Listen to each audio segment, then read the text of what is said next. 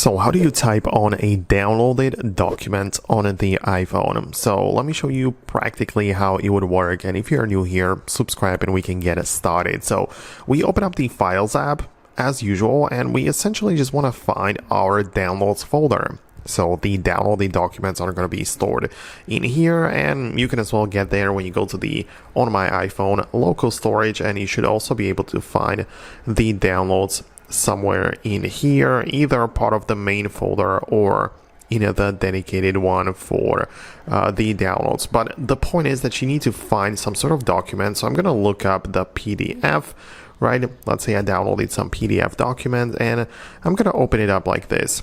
And I'm going to see what happens. Now it opened the document through the quick preview, right? So the quick look feature, which means that I can quickly browse it and I'm still within the Files app. But in your case, by default, it's likely going to go to the preview app, which is what's going to happen if I click on the little preview. So either click on the button below, or it's more likely that you are already inside of that. So you can click like this. And essentially, you want to make sure you are part of this preview app. As I say, by default, it's going to move you over there from the beginning.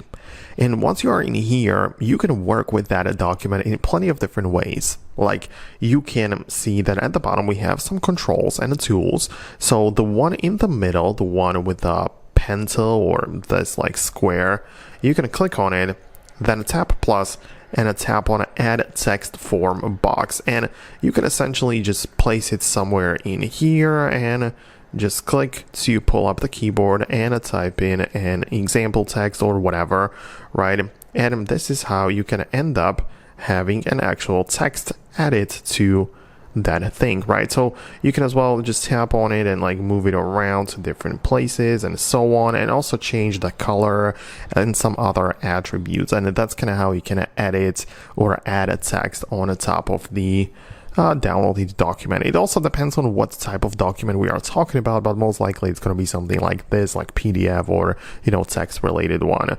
You also have the ability to click on the pencil in the bottom left, and as you can see, I can highlight or do whatever. But in here we also have the plus button and the add a text form, which is kind of similar, a little bit different, but very, very similar UI in terms of editing text and adding it to your downloaded document. So that's how it works. You can see that we are inside of this preview app, but we got there from the files. So hopefully it's going to work like this on your device as well. Hit the thumbs up if it did, subscribe for more, and I'll see you in the next uploads.